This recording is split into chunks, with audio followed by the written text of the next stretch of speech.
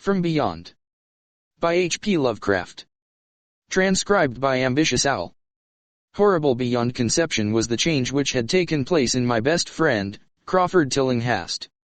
I had not seen him since that day, 2 months and a half before, when he had told me toward what goal his physical and metaphysical researches were leading, when he had answered my odd and almost frightened remonstrances by driving me from his laboratory and his house in a burst of fanatical rage. I had known that he now remained mostly shut in the attic laboratory with that accursed electrical machine, eating little and excluding even the servants, but I had not thought that a brief period of 10 weeks could so alter and disfigure any human creature.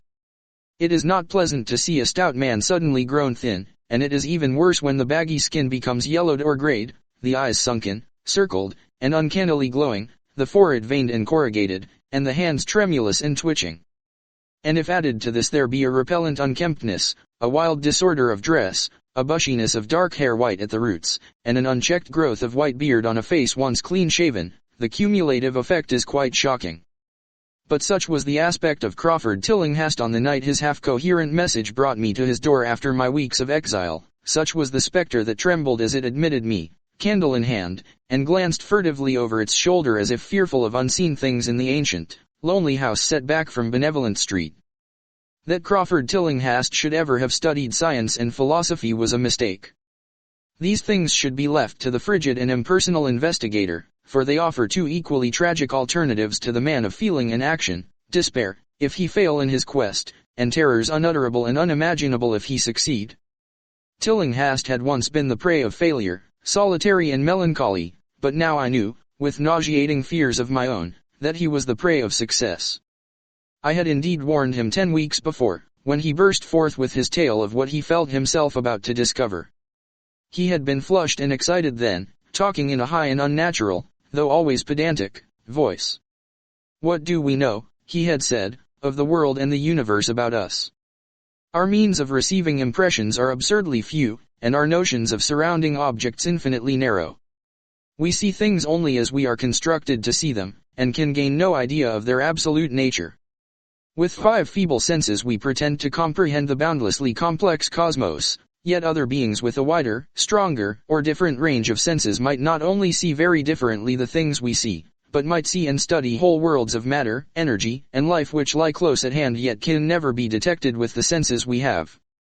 I have always believed that such strange, inaccessible worlds exist at our very elbows, and now I believe I have found a way to break down the barriers.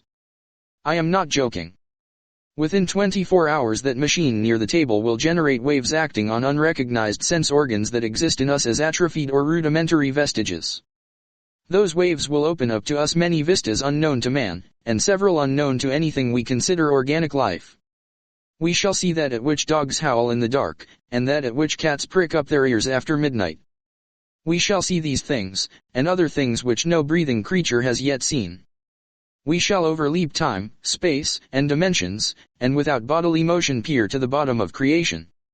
When Tillinghast said these things I remonstrated, for I knew him well enough to be frightened rather than amused, but he was a fanatic, and drove me from the house. Now he was no less a fanatic, but his desire to speak had conquered his resentment, and he had written me imperatively in a hand I could scarcely recognize. As I entered the abode of the friend so suddenly metamorphosed to a shivering gargoyle, I became infected with the terror which seemed stalking in all the shadows. The words and beliefs expressed 10 weeks before seemed bodied forth in the darkness beyond the small circle of candlelight, and I sickened at the hollow, altered voice of my host.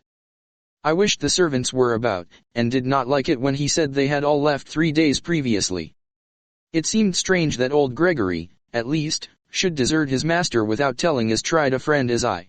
It was he who had given me all the information I had of Tillinghast after I was repulsed in rage. Yet I soon subordinated all my fears to my growing curiosity and fascination. Just what Crawford Tillinghast now wished of me I could only guess, but that he had some stupendous secret or discovery to impart, I could not doubt. Before I had protested at his unnatural pryings into the unthinkable, now that he had evidently succeeded to some degree I almost shared his spirit, terrible though the cost of victory appeared. Up through the dark emptiness of the house I followed the bobbing candle in the hand of this shaking parody on man. The electricity seemed to be turned off, and when I asked my guide he said it was for a definite reason. It would be too much. I would not dare, he continued to mutter. I especially noted his new habit of muttering, for it was not like him to talk to himself. We entered the laboratory in the attic, and I observed that detestable electrical machine, glowing with a sickly, sinister violet luminosity. It was connected with a powerful chemical battery, but seemed to be receiving no current, for I recalled that in its experimental stage it had sputtered and purred when in action.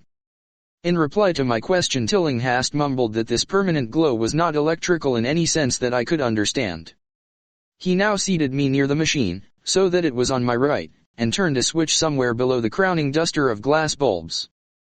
The usual sputtering began, turned to a whine, and terminated in a drone so soft as to suggest a return to silence. Meanwhile the luminosity increased, waned again, then assumed a pale, outre color or blend of colors which I could neither place nor describe. Tillinghast had been watching me, and noted my puzzled expression. "Do you know what that is?" he whispered. "That is ultraviolet." He chuckled oddly at my surprise. "You thought ultraviolet was invisible, and so it is, but you can see that in many other invisible things now. Listen to me. The waves from that thing are waking 1,000 sleeping senses in us, senses which we inherit from eons of evolution, from the state of detached electrons to the state of organic humanity. I have seen truth, and I intend to show it to you. Do you wonder how it will seem? I will tell you." Here Tillinghast seated himself directly opposite me, blowing out his candle and staring hideously into my eyes. "Your existing sense organs, ears first, I think, will pick up many of the impressions, for they are closely connected with the dormant organs. Then there will be others. You have heard of the pineal gland. I laugh at the shallow endocrinologist, fellow dupe, and fellow parvenu of the Freudian. That gland is the great sense organ of organs, I have found out. It is like sight in the end, and transmits visual pictures to the brain. If you are normal, that is the way you ought to get most of it. I mean, get most of the evidence from beyond." I looked about the immense attic room with the sloping south wall, dimly lit by rays which the everyday eye cannot see. The far corners were all shadows, and the whole place took on a hazy unreality which obscured its nature and invited the imagination to symbolism and phantasm. During the interval that Tillinghast was silent, I fancied myself in some vast and incredible temple of long-dead gods, some vague edifice of innumerable black stone columns reaching up from a floor of damp slabs to a cloudy height beyond the range of my vision. The picture was very vivid for a while, but gradually gave way to a more horrible conception, that of utter, absolute solitude in infinite, sightless, soundless space. There seemed to be a void, and nothing more, and I felt a childish fear which prompted me to draw from my hip pocket the revolver I always carried after dark since the night I was held up in East Providence. Then, from the farthermost regions of remoteness, the sound softly glided into existence. It was infinitely faint, subtly vibrant, and unmistakably musical, but held a quality of surpassing wildness which made its impact feel like a delicate torture of my whole body. I felt sensations like those one feels when accidentally scratching ground glass. Simultaneously there developed something like a cold draft, which apparently swept past me from the direction of the distant sound. As I waited breathlessly, I perceived that both sound and wind were increasing, the effect being to give me an odd notion of myself as tied to a pair of rails in the path of a gigantic approaching locomotive. I began to speak to Tillinghast, and as I did so all the unusual impressions abruptly vanished. I saw only the man, the glowing machine, and the dim apartment. Tillinghast was grinning repulsively at the revolver which I had almost unconsciously drawn, but from his expression I was sure he had seen and heard as much as I, if not a great deal more. I whispered what I had experienced, and he bade me remain as quiet and receptive as possible. "Don't move," he cautioned, "for in these rays we are able to be seen as well as to see. I told you the servants left, but I didn't tell you how. It was that thick-witted housekeeper, who turned on the lights downstairs after I had warned her not to, and the wires picked up sympathetic vibrations. It must have been frightful. I could hear the screams up here in spite of all I was seeing and hearing from another direction, and later it was rather awful to find those empty heaps of clothes around the house. Mrs. Updike's clothes were close to the front hall switch, that's how I know she did it. It got them all. But so long as we don't move we're fairly safe. Remember, we're dealing with a hideous world in which we are practically helpless. Keep still. The combined shock of the revelation and of the abrupt command gave me a kind of paralysis, and in my terror my mind again opened to the impressions coming from what Tillinghast called beyond. I was now in a vortex of sound and motion, with confused pictures before my eyes. I saw the blurred outlines of the room, but from some point in space there seemed to be pouring a seething column of unrecognizable shapes or clouds, penetrating the solid roof at a point ahead and to the right of me. Then I glimpsed the temple-like effect again, but this time the pillars reached up into an aerial ocean of light, which sent down one blinding beam along the path of the cloudy column I had seen before. After that the scene was almost wholly kaleidoscopic, and in the jumble of sights, sounds, and unidentified sense impressions I felt that I was about to dissolve or in some way lose the solid form. One definite flash I shall always remember. I seemed for an instant to behold a patch of strange night sky filled with shining, revolving spheres, and as it receded I saw that the glowing suns formed a constellation or galaxy of settled shape, this shape being the distorted face of Crawford Tillinghast. At another time I felt huge animate things brushing past me and occasionally walking or drifting through my supposedly solid body, and thought I saw Tillinghast look at them as though his better trained senses could catch them visually. I recalled what he had said of the pineal gland, and wondered what he saw with this preternatural eye. Suddenly I myself became possessed of a kind of augmented sight. Over and above the luminous and shadowy chaos arose a picture which, though vague, held the elements of consistency and permanence. It was indeed somewhat familiar, for the unusual part was superimposed upon the usual terrestrial scene much as a cinema view may be thrown upon the painted curtain of a theater. I saw the attic laboratory, the electrical machine, and the unsightly form of Tillinghast opposite me, but of all the space unoccupied by familiar objects not one particle was vacant.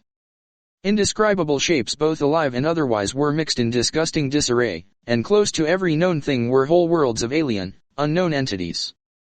It likewise seemed that all the known things entered into the composition of other unknown things, and vice versa. Foremost among the living objects were inky, jellyish monstrosities which flabbily quivered in harmony with the vibrations from the machine. They were present in loathsome profusion, and I saw to my horror that they overlapped, that they were semi-fluid and capable of passing through one another and through what we know as solids. These things were never still, but seemed ever floating about with some malignant purpose. Sometimes they appeared to devour one another, the attacker launching itself at its victim and instantaneously obliterating the latter from sight. Shudderingly I felt that I knew what had obliterated the unfortunate servants, and could not exclude the things from my mind as I strove to observe other properties of the newly visible world that lies unseen around us. But Tillinghast had been watching me, and was speaking. "You see them? You see them? You see the things that float and flop about you and through you every moment of your life? You see the creatures that form what men call the pure air and the blue sky? Have I not succeeded in breaking down the barrier? Have I not shown you worlds that no other living men have seen?" I heard his scream through the horrible chaos, and looked at the wild face thrust so offensively close to mine. His eyes were pits of flame, and they glared at me with what I now saw was overwhelming hatred. The machine droned detestably. "You think Cho's floundering tilings wiped out the servants? Fool, they are harmless. But the servants are gone, aren't they? You tried to stop me. You discouraged me when I needed every drop of encouragement I could get. You were afraid of the cosmic truth, you damned coward, but now I've got you. What swept up the servants? What made them scream so loud? Don't know, eh? You'll know soon enough. Look at me, listen to what I say. Do you suppose there are really any such things as time and magnitude? Do you fancy there are such things as form or matter? I tell you, I have struck depths that your little brain can't picture. I have seen beyond the bounds of infinity and drawn down demons from the stars. I have harnessed the shadows that stride from world to sow death and madness. Space belongs to me, do you hear? Things are hunting me now, the things that devour and dissolve, but I know how to elude them. It is you they will get, as they got the servants. Stirring, dear sir? I told you it was dangerous to move. I have saved you so far by telling you to keep still, saved you to see more sights and to listen to me. If you had moved, they would have been at you long ago. Don't worry, they won't hurt you. They didn't hurt the servants, it was the seeing that made the poor devils scream so. My pets are not pretty, for they come out of places where aesthetic standards are very different. Disintegration is quite painless, I assure you, but I want you to see them.